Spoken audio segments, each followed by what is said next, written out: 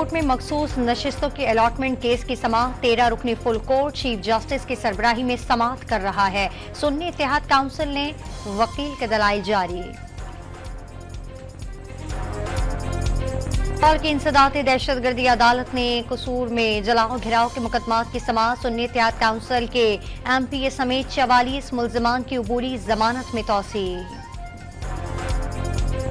Lahore high court में दफा 144 नाफिज करने के खिलाफ दरखास्त। दफा 144 क्यों नाफिज की गई, वजूहात क्या है, सरकारी वकील को कल तफसीलात फराहम करने की हिदायत।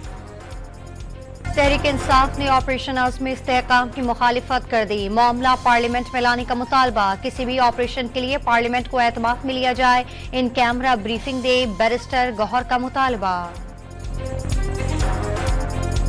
ऑपरेशन अज़्म में इस्तेहकाम का मामला पार्लियामेंट में लेकर आएंगे, वज़ीर दिफा की यकीन दहानी। एपेक्स कमेटी इजलास में ऑपरेशन अज़्म में इस्तेहकाम का फैसला हुआ। वज़ीर आला गंडापुर मौजूद थे। PTI वाले पहले भी 9 मई वाले थे और अब भी 9 मई वाले हैं। ख्वाजा आसिफ का कौमी असम्बली में इजहार ख्याल। कराची में शदीद गर्मी ने शहरियों के छक्के छुड़ा दिए। दर्जे हरारत 43 डिग्री तक पहुंच गया। गर्मी की शिद्दत 52 डिग्री तक महसूस की गई। मजीद 2 से 3 दिन कराची में हीट वेव की सूरत हाल रहेगी।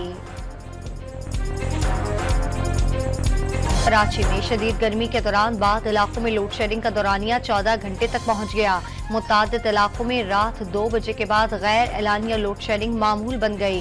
गर्मी से निढाल शहरी सड़कों पर निकल आए। मुख्तलिफ इलाकों में एहतजाज के दौरान सड़कें बंद कर दी। रहीम यार खान में अल्लामा इकबाल एक्सप्रेस की बोगी का व्हील जाम होने से आग लग गई। हादसे के बाद ट्रेनों की आमदोरफ्त 4 घंटे तक मुअत्तल रही।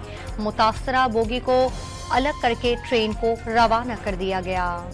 कराची में गुजरी पुल के करीब नामालूम अफराद की कार पर फायरिंग। गोली लगने से कार की विंड स्क्रीन को नुकसान पहुंचा। पुलिस ने वाकया जाती दुश्मनी का शाखसाना करार दे दिया।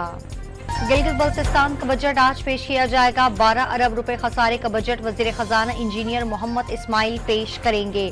बजट का मजमूई तखमीना 1 खरब 23 अरब रुपए लगाया गया है। और T20 वर्ल्ड कप के सुपर 8 मरहले में जनूबी अफ्रीका ने वेस्ट इंडीज को शिकस्त दे दी।